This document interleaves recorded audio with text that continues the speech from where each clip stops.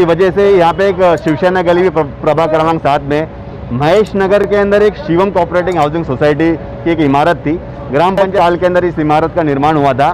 पिछले 5 महीने पहले इसकी रिपेयरिंग भी हुई थी, स्ट्रक्चर ऑडिट भी हुआ था, लेकिन साइक्लोन में आने की वजह से ये इमारत का एक बड़ा सा हिस्सा गिर चुका है, कोलैप्स हो चुका है पूरी तरीके से। तो आज सुबह से ही यहाँ पे महानगर पालिका के फायर ब्रिगेड के सारे कर्मचारी और अधिकारी यहाँ पे उपस्थित थे। यहाँ पे महानगर पालिका के आयुक्त साहब, महापौर मैडम, स्थानिक विधायक, सभी सहयोगी नगर सेवक यहाँ पे सुबह से यहाँ पे उपस्थित है और यहाँ पे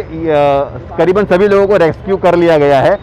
यहाँ से सभी लोगों को महानगर पालिका की जो सेकेंडरी स्कूल है, सेकेंडरी स्कूल के अंदर टेम्पररी इन लोगों की व्यवस्था रहने की गई है। और आज हम लोगों ने आयुक्त साहब से और महापौर मैडम से लिखित रूप से पत्र लिखकर ये भी मांग की है कि जितने भी यहाँ पे जो 40 परिवार है, इन 40 परिवारों को जो महानगर पालिका की जो रेंटल की जो स्कीम है, चाहे MMRDA के फ्लैट्स है, जो बाकी अन्य फ्लैट्स है, जैसे कि डेल्टा गार्डन है, जो भाईंदर वेस्ट में भी एक इमारत है, तो उन इमारतों में इन लोगों की व्यवस्था महानगर पालिका के माध्यम से की जाए रहने की, ये हम लोग ने गुजारिश किया और निश्चित रूप से हमें पूरा विश्वास है कि इन लोगों के रहने की व्यवस्था वहाँ पे की जाएगी। लोग दुखी भी है और जो बड़ा बड़ा सामान है, जैसे कि उनके फ्रिज है या कपाट है या जो भी फर्नीचर है, वो सभी का सभी सामान यहाँ पे बाहर निकालना संभव नहीं हो पा रहा है। और क्योंकि महानगर पालिका कह रही है कि ये बिल्डिंग कभी भी इस अवस्था में कि गिर सकती है, तो ये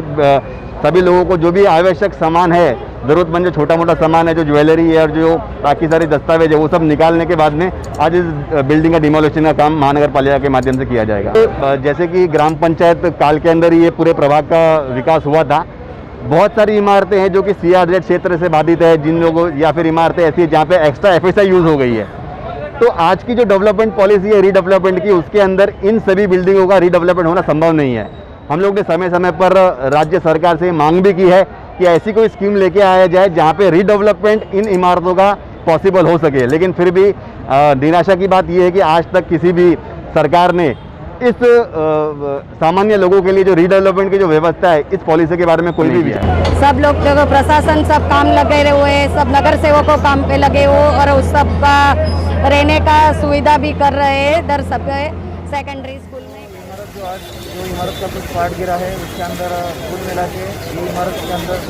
39 लोग रहते थे, 39 फैमिली रहते थे और इनमें से राहत कार्य से, बचाव कार्य से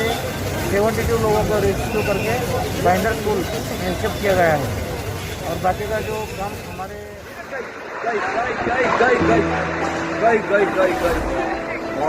मैं बोला ये उड़ने वाला है।